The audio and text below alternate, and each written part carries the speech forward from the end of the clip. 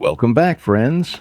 Today we open the smoker to explore different cuts of meat, each carrying its own story. Smoking is more than cooking.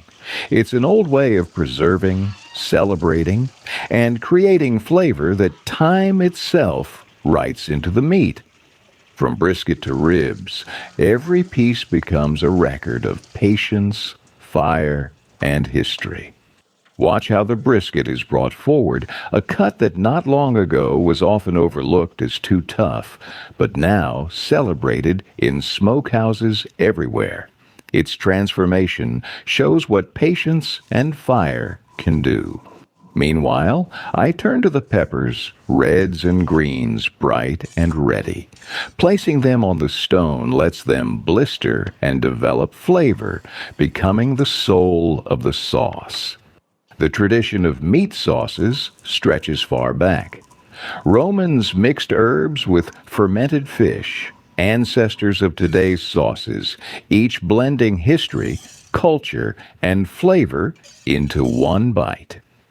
In Mexico, families have passed down this method for generations. Recipes connect the present with the past, memories carried through taste and fire. Some purists eat barbecue plain, others call sauce the storyteller. It connects meat to the land, the fire, the hands that prepared it. Every sauce tells its own story. Sauce is memory of who taught you, where you first tasted it, and the conversations around the fire. It's more than flavor, it's history poured over the meat. Now I brush the sauce over the meat, thin layers only. That way, it caramelizes beautifully without burning, locking in both shine and flavor. Quick hack. If you warm the sauce slightly before brushing, it spreads more evenly and soaks into the fibers better, making every bite richer. By the way, the very idea of glazing meat with sauces goes back centuries. Romans already seasoned their roasts with spiced, fermented blends. Tradition never really left us. I place each meat slice on the smoker rack, spacing them carefully so smoke flows evenly, giving every piece room to absorb flavor fully, like each has its own stage. The smoker is more than heat, it's transformation. Fire, wood, and patience turn raw cuts into layers of flavor, a slow ritual that carries both taste and story. While the meat cooks, I set eggs into boiling water. Such a simple step, yet one that always feels like a ritual in the kitchen. A little trick: adding a splash of vinegar or a pinch of salt prevents cracks and makes peeling so much easier later. I'm also preparing a quick broth, letting herbs and spices swirl together because even eggs deserve a stage of their own. Fun fact, in many Asian countries, eggs are simmered in soy-based broths for hours, turning them into richly flavored street food staples. Timing matters. 6 minutes for a runny yolk, 9 for firm, 12 for hard. Each minute shifts the story of the egg completely. I remember when I first learned this, messing up countless times, until finally realizing patience makes the simplest food taste perfect. Another tip: after boiling, shock the eggs in cold water. It stops cooking instantly and keeps the yolks bright and tender. The meat finally comes out of the smoker, glistening with all those hours of slow fire and patience, and now it's time for the eggs to go in, ready to soak up the same smoke. While the eggs rest inside, I turn to the mushrooms. These aren't just ingredients, they're survivors. Mushrooms are actually older than trees, spreading quietly through forests for hundreds of millions of years. Some species of mushrooms glow softly in the dark, a bioluminescent trick that once helped travelers and hunters find their way through dense forests at night. I begin trimming the stems from the mushrooms, each small cut revealing their smooth white caps, ready to take on the flavors of smoke and fire. Some people toss the stems, but I keep them aside. Diced stems can be turned into fillings, soups, or even dried for rich broths later.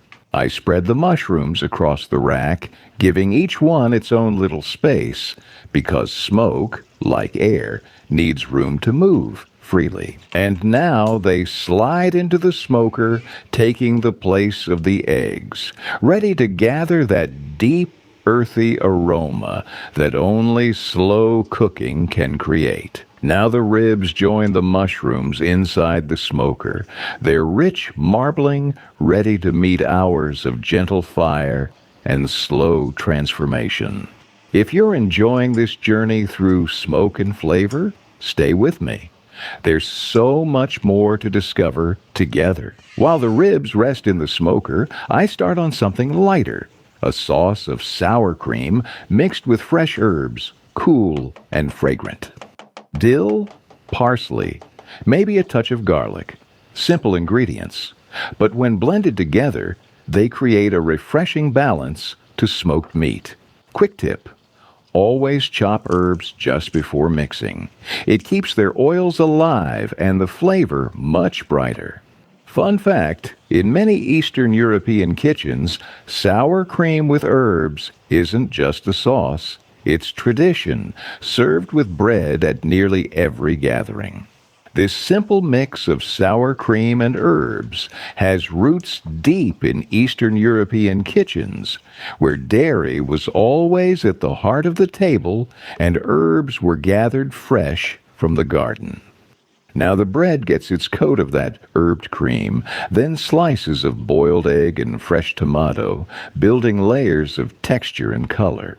The first bite is simple, but it carries both smoke and freshness, reminding me why even the humblest sandwich can feel like a feast. I keep building sandwiches, layering bread with sauce, eggs, and tomato, each one looking more inviting than the last. A little sprinkle of salt makes the flavors pop, simple details that lift humble ingredients into something memorable. Take a look at these beautiful sandwiches. Each layer of herb sauce, boiled eggs, and fresh tomato comes together perfectly, creating not just a bite, but a small, colorful masterpiece on every slice of bread. At last, the ribs and brisket are ready, their bark dark and glistening, promising hours of flavor locked inside.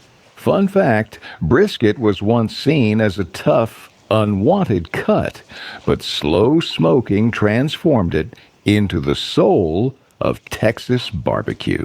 Ribs, on the other hand, became a dish of celebration, families gathering around the table, hands sticky, stories flowing. A little trick: always slice brisket against the grain. It shortens the fibers and makes each bite tender instead of chewy. For ribs, peel off the silver skin before cooking.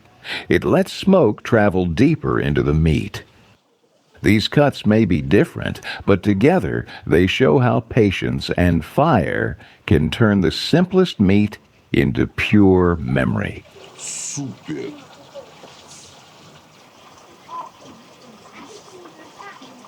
Ha? Yiyeceksiniz. Top oynamışsınız ya. Vallahi değiş. Bak bu sandviç. Bunlardan götürürüz. Hele bize birinden götür. Bundan da. Ben sahi. Hamısı etli kapçonlu. That's it for today, friends. Thanks for hanging out with me, sharing the smoke, the stories, and the food. Until next time.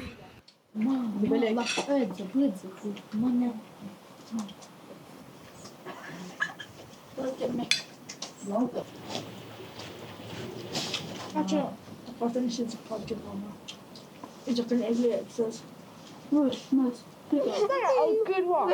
Yeah. Actually, what you call it, Dad? You're not chicken.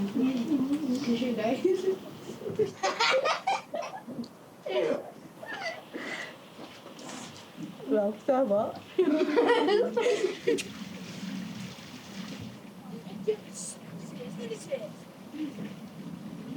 Şu an beni yapmam. Ben o zaman